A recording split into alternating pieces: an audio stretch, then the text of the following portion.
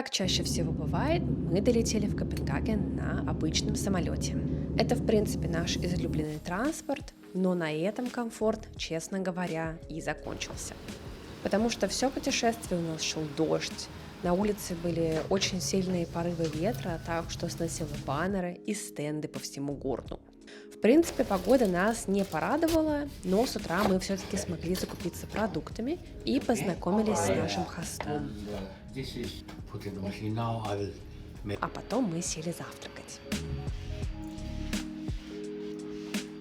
Мы остановились в обычном датском домике, и пусть у нас была только своя комната, я смогла прочувствовать эту скандинавскую атмосферу винтовых лестниц, ковров на полу и, в принципе, уюта в стиле хюге. На мне сейчас 4 слоя здесь, 2 слоя здесь. И, кстати, смотрите, я сама себе связала такую вот штучку. Headband называется. Я очень надеюсь, что мы не замерзнем, но самое главное, что мы не промокнем.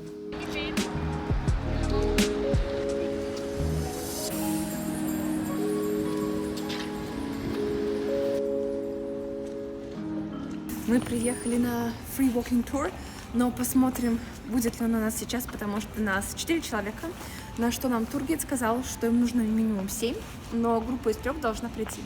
Поэтому сейчас нас отправили гулять по этим маленьким дворикам и аркам, и надеюсь, мы начнем. Вообще мы очень правильно поступили, то, что в первой половине дня остались дома, потому что вот сейчас я без зонтика, и видно, что дождь немножко моросит, но это гораздо лучше по сравнению с тем, что было до этого. На запланированный тур нам все-таки не удалось попасть, потому что нужное количество людей не набралось. В принципе, с такой погодой я их не осуждаю. Поэтому нас перенаправили на другой тур, а именно альтернативная сторона города. Мы гуляли по Кристиансхауну, это один из самых старых и фотогеничных районов Копенгагена. Здесь повсюду извилистые мощеные улочки, старинные церкви и очень уютные каналы. Кстати, этот район полностью рукотворный остров.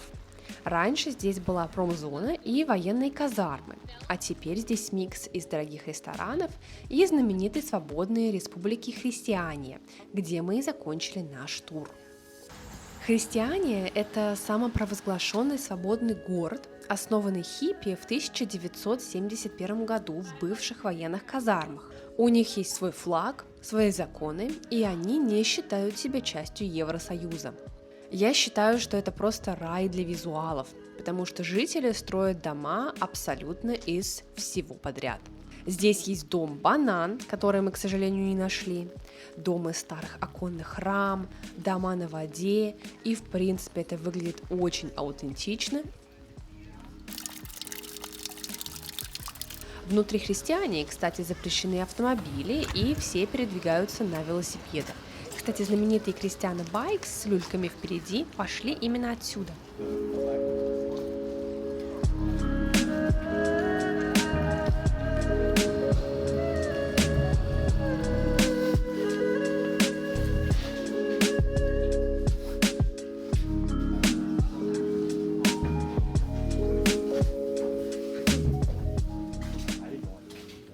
Крестьяне – это не просто какое-то тусовочное место, а социальный эксперимент. И жители очень просят уважать их приватность, не заглядывать в окна и уж тем более не снимать людей без спроса. Это самый нестандартный и хипстерский район, который мы только видели в своей жизни, с учетом того, что он находится буквально в центре Копенгагена. То есть прям, это центр-центр. А у нас, как вы видите, перестал хотя бы идти дождь.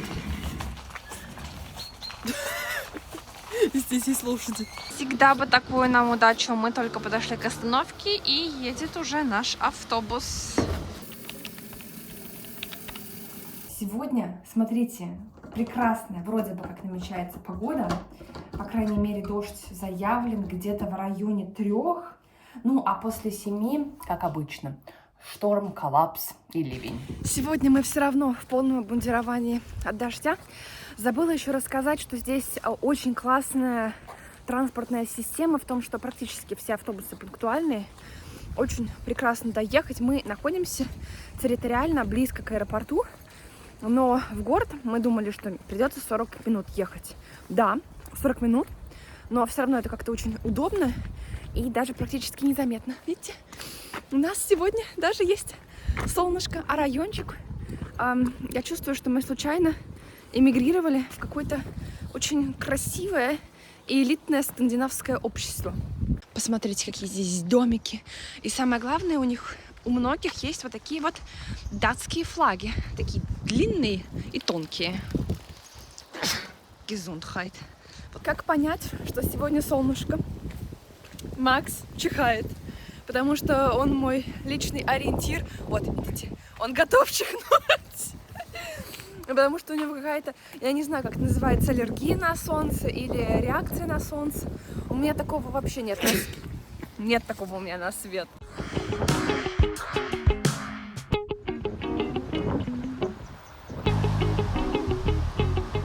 Ну что, сегодня, кажется, мы все-таки попадем на тур. Это то же самое место, где мы были вчера. Макс позирует, вы посмотрите, эти все люди, которые стоят и сидят, они на наш тур. Вчера, я напоминаю, у нас было 4... Дасим. И конь, самое главное, конь на заднем плане.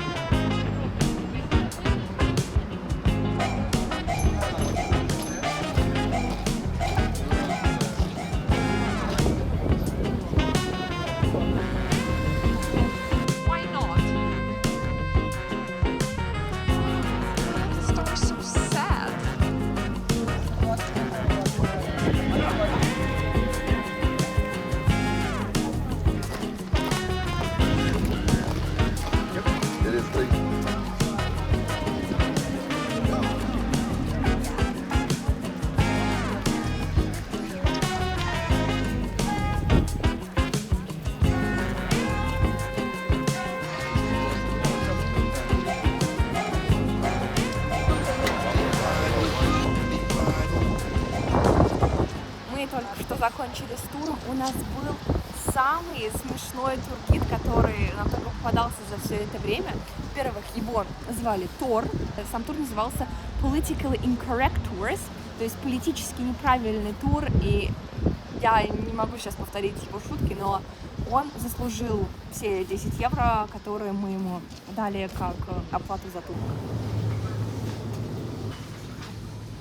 Во время тура у меня были разблокированы травматические воспоминания. Я не знаю, кто пришел к этой идее, но когда мне было 6 лет, мне купили настоящую книжку, толстенькую такую, с сказками Христиана Андерсена, которые были не для детей. То есть русалочка превратилась в пену, девочка со спичками замерзла, ласточка замерзла.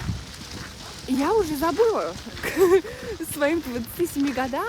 И сегодня на туре наш тургид, конечно же, Христиан Андерсен, большая часть их датской истории, были разблокированы воспоминания, в то время как Макс читал сказки братьев Гримм. Я не знаю, мне кажется, сказки братьев Гримм в оригинале еще более чудесные. Так что у нас новые травмы просто разблокированы. По моим скромным ощущениям, эти гуси, очень такие жирненькие, либо их откармливают на День Благодарения, хотя там индейка в оригинале была, либо у них просто вот такая royal жизнь, потому что мы находимся в уже Royal Gardens. Там где-то дальше даже есть ботанический сад. Мы нашли скамеечку, сейчас устроим продолжение нашего Royal банкета. Вообще лучшее сочетание, у нас какой-то есть замок. Очень красивое такое креативно-артистичное дерево. И футбольное поле. Не зря я купила себе пекан заранее. У Макса кебаб-сэндвич, веганский кебаб-сэндвич. Мы удивлены. В общем, конечно, сидеть может быть не самое такое приятное, потому что все-таки прохладно-ветрено, но я не готова платить 7 евро за кофе. Друзья мои, я купила кофе 1,5 евро.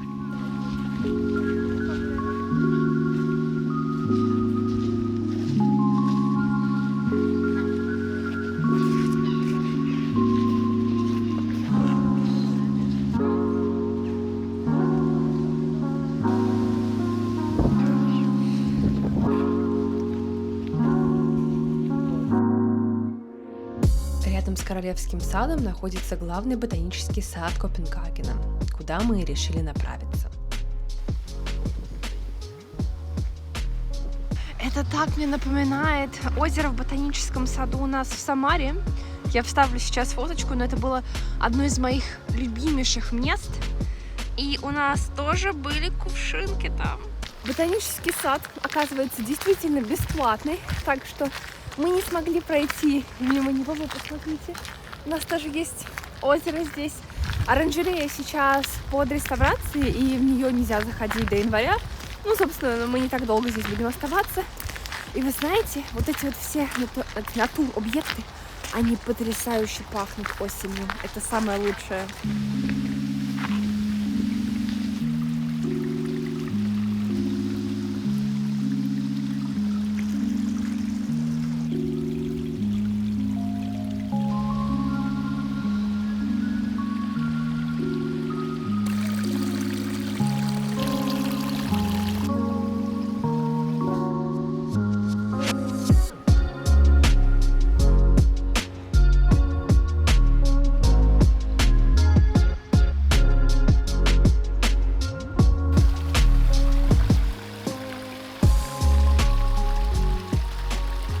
Вот, кстати, сама реконструкция.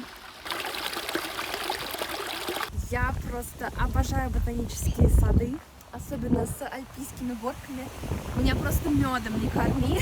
Запусти меня в ботанический сад, и я проведу здесь весь день. В итоге мы, кстати, посидели прекрасно, минут так 40, зарядились энергией. У нас несколько раз принимался дождь.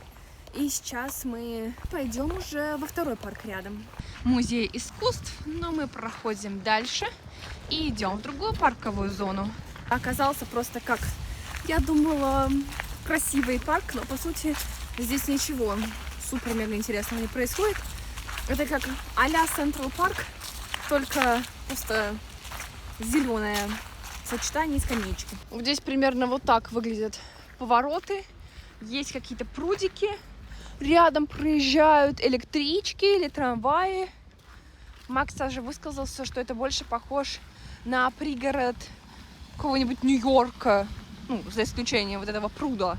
Самое время поговорить о Bike Lines в Копенгагене. У них не просто отдельные линии, они прям отдельные линии. Это не то, что на дороге немного есть. Бывает и такое, но чаще всего это вот такие вот отдельные прям дорожки для них.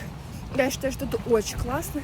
Мы даже планируем, возможно, через 2 дня взять в аренду велосипед на прокат. И чтобы вы понимали, у них также есть дополнительные светофоры, которые только для велосипедистов. Мы решили, что уже сейчас не стоит идти смотреть на статую маленькой русалочки, потому что она реально маленькая. И лучше сэкономить наши силы в ногах на завтра, потому что завтра мы куда-нибудь точно поедем. Поэтому мы поедем сегодня домой на метро. Метро в Копенгагене – это отдельный вид искусства. Во-первых, тут нет машинистов, поэтому можно сесть на самое первое место и почувствовать себя буквально водителем поезда. Во-вторых, оно работает 24/7, но самое интересное – здесь нет турникетов. Все абсолютно на полном доверии, как и в других странах Европы, хотя проверять это доверие мы не стали, потому что штрафы по описаниям здесь космические. Всем доброе утро! Сегодня у нас второй день, полный в Копенгагене.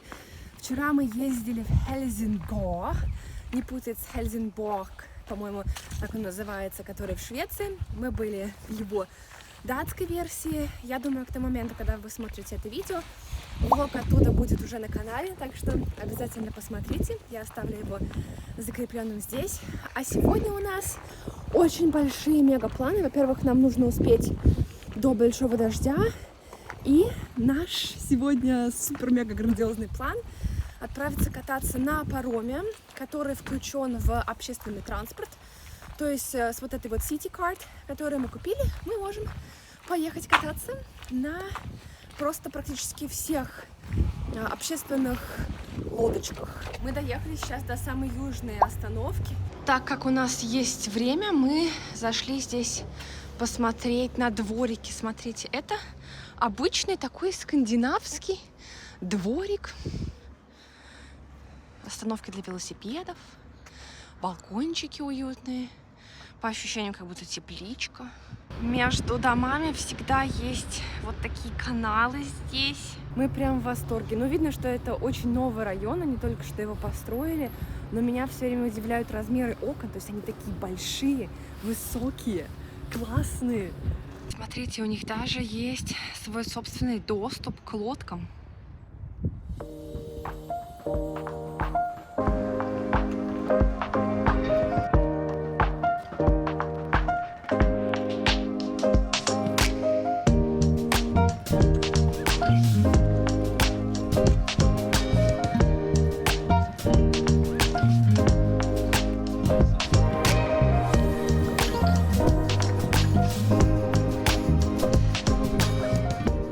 Max just learned how much the flat or a flat here costs. An apartment, 100 square meters, just 2,700 euros a month. В принципе, неплохо. Практически в 4 или 5 раз дороже того, что у нас есть сейчас.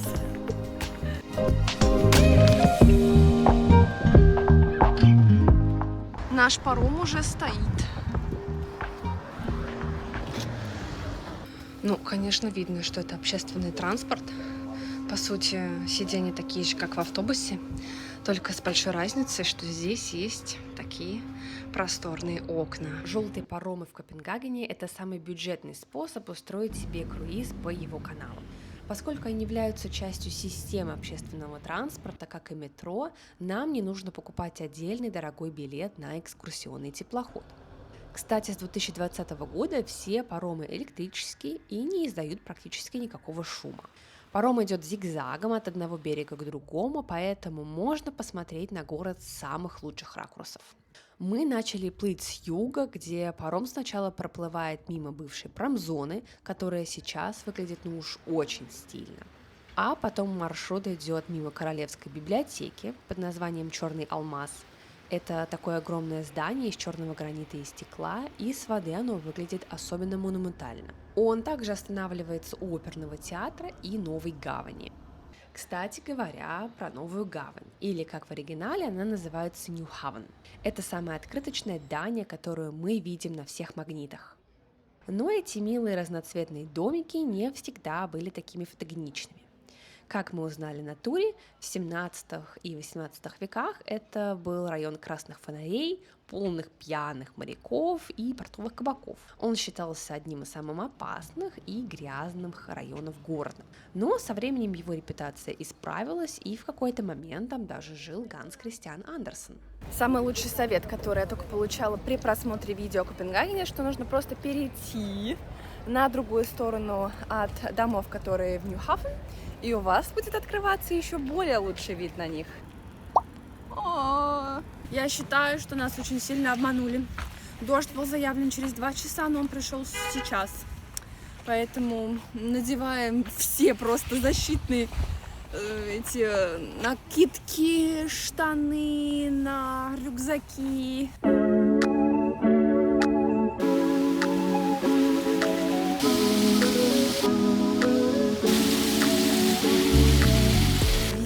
Практически все говорят, что маленькая русалочка, статуя, совершенно того не стоит, и никогда не надо ходить туда, смотреть на нее, бла-бла-бла. И знаете, антиреклама – это та же реклама. Поэтому у меня и Макса очень большой интерес к тому, как она действительно выглядит. Пришло время поговорить об очередном интересном месте, где можно почувствовать себя внутри учебника истории. И имя этого места – Кастелет. Если мы посмотрим на карту Копенгагена, то увидим идеальную пятиконечную звезду, окруженную водой. И все потому, что одному из королей Дании в 17 веке приспичило построить эту крепость. Вначале цели у нее были очень простые.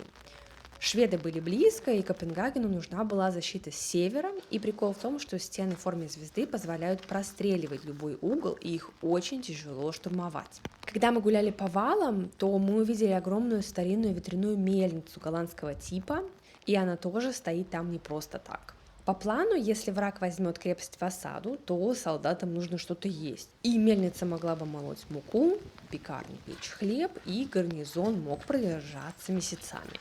Оказывается, она до сих пор рабочая, и раз в год ее запускают для проверки. Макс надевает на себя финальные слои защиты от дождя. Такие, кстати, специальные ботиночки на ботиночках. Вот знаете, честно сказать, так хочется выглядеть хорошо, инстаграмовно, в каком-нибудь красивом пальто, ботиночках. Но нам все время везет настолько сильно с дождем, что когда мы путешествуем, дождь идет на 90% времени. И получается, чтобы гулять, конечно, нужно противотанковые штаны, ботинки, накидки. И это, конечно, выглядит не так инстаграмно, как мне хотелось бы. Считаю, что можно не смотреть на карты и следовать за толпой, потому что где толпа, там, скорее всего, маленькая русалочка. Хочется сказать, что даже нет такого разочарования, про которое все рассказывают. Знаете, что было разочарованием? Mannequin Peace в Брюсселе. Вот это реально маленькая статуя, а вокруг нее столько хайпу, а это раз в 6 больше. Так что сейчас мы бежим снова на паром, чтобы поехать обратно к Ньюхафен и сходить на Food Market, который Дрис, если не ошибаюсь, называется. И надеюсь, там нам все-таки повернется удача, и мы найдем что-нибудь вкусное.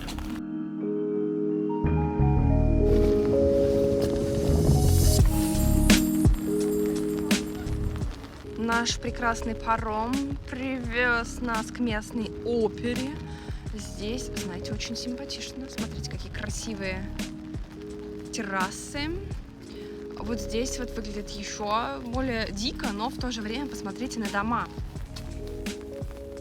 Очень интересная концепция. У них как будто дикая территория, но в то же время мы все понимаем, что она никак не дикая.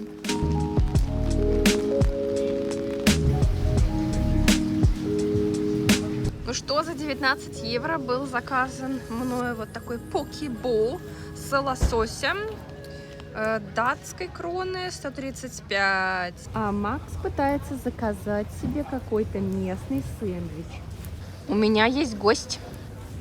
Давайте посмотрим, ради чего здесь практически мы погибли от голода, ждав. Да. Сэндвич. Ой, это же пеппа. Это очень сильная опасная паприка, которая просто сжигает все, что в тебе есть, все живое. Ну, такой неплохой сэндвич. У меня вот мой покебол. Я еще не начинала. Looks wild. It is actually quite spicy. Довольно остро, но лосось хороший. Мною была совершена самая главная ошибка. Я заказала кортраду и не рассчитала, что его будет так мало. Я уже попробовала. Так я давно не ошибалась. Я думаю, после такого у меня точно откроются глаза на все это дорогое безобразие. Ну, давайте попробуем.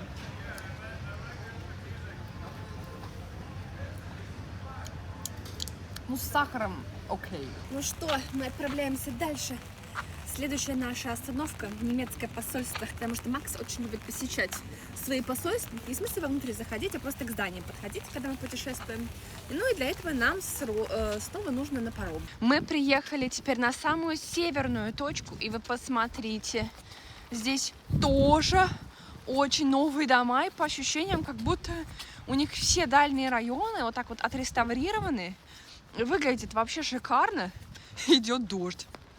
Мой шок в шоке от такой красоты. А еще, как вы видите, у нас довольно ветрено. Так что моя шевелюра принимает новые стильные состояния. Новый концепт.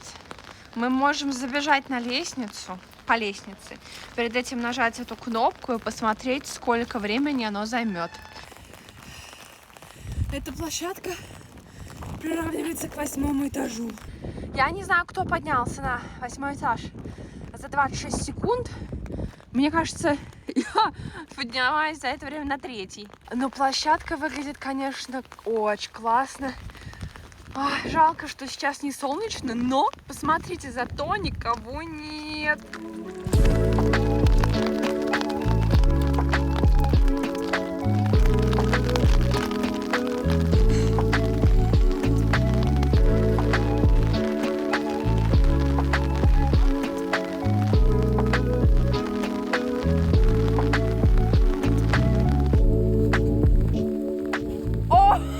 Видите эту лужу? Она сформировалась, пока я лазила. Вау! Вот представляете себе, вы купили квартиру на 8-м этаже в надежде, что к вам не будет никто заглядывать в окна. Вы живете, все хорошо, 9-й этаж, а потом вам напротив строят вот такую площадку. И не только дети, но все остальные могут пинать мячи в окна и заглядывать к вам. Макс нашел то, к чему так стремился. Пока на нас 4 слоя одежды, эти моржи готовы купаться в реке. Если вы задаетесь вопросом, куда мы идем в магазин Many, который Макс делал очень часто, когда был в Норвегии по семестру по обмену. И мы его уже даже видим. Цель достигнута! Это та самая причина, по которой сюда мы шли. Наши любимые норвежские смэш. Это такие конусы, по сути, которые с шоколадом. Обязательно купим. Я подозреваю даже не одну. Эта история называется «Наш хост играет в какую-то маму». У нас было здесь 3 яблока. 3. Посмотрите, сколько он нам здесь еще навалил. Со словами вы можете все это съесть. Какая забота. Большое ему спасибо. А я купила вот снова салат. Прям ничего не меняется. Стабильность. И это мое второе имя. Столько креветок у меня давно не было. А завтра нам нужно выезжать. И мы, кстати, даже еще не смотрели, где можно оставить багаж, куда можно его сдать. Мой рекомендациос. Именно темное пиво мне прям очень понравилось. Всем доброе утро нашего последнего дня. Вы знаете, какая самая грустная картина? Когда все сложено,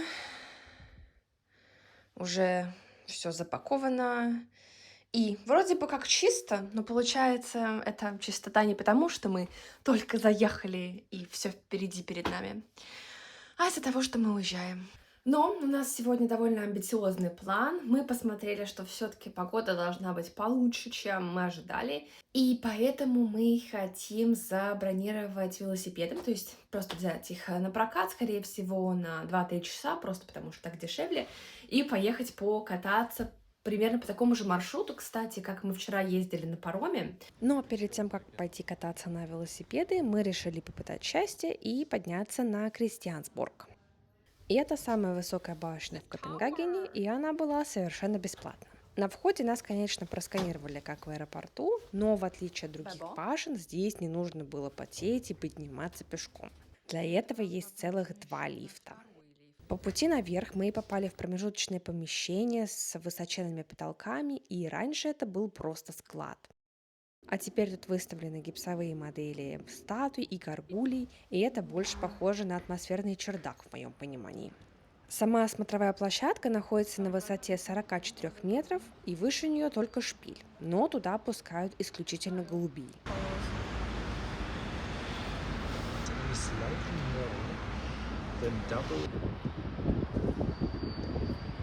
Очень классно. Обязательно стоит туда подняться. Я бы даже сказала, первый день, чтобы посмотреть на весь город. Но в первый день нас лил дождь. То есть мы поднимались вон туда.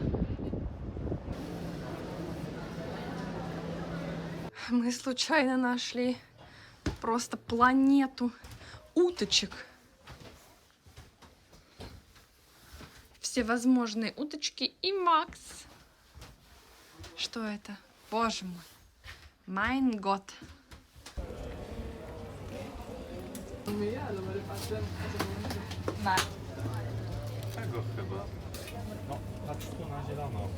Brew Danish experience. Woo-hoo. знаете, было очень вкусно. Прям стоит все свои 7 евро. И тоже везде рекомендуется этот хот-дог. И мы купили себе доступ на 3 часа. Мой прекрасный велосипед называется Maxsense. В честь Макса, я бы так сказала. Тут, конечно, накрапывает дождь, но вы знаете, я считаю, что нас сегодня ничего не остановит для того, чтобы мы поехали.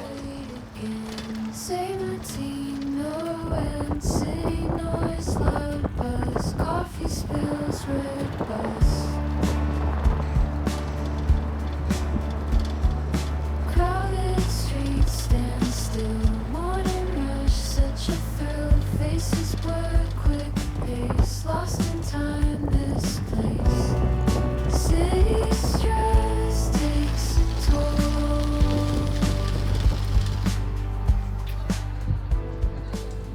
2 часа мы катались, проехались больше 20 километров, и теперь я считаю, что мы заслуживаем Danish pastry и, конечно же, кофе.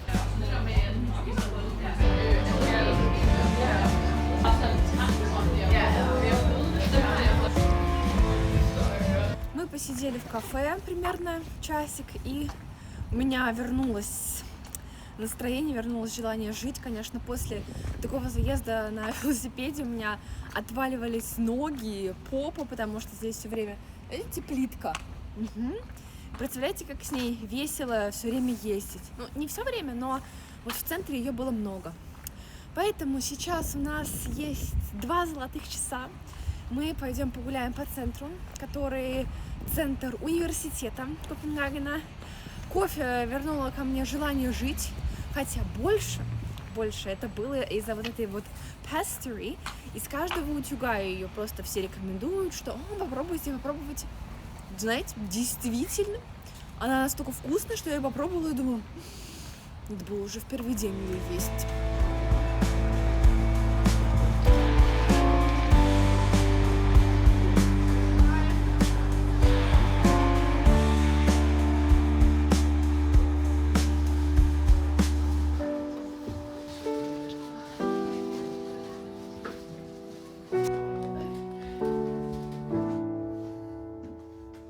City stress takes a toll.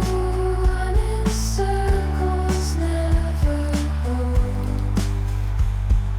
Heavy hearts, tired minds. Endless race can't unwind.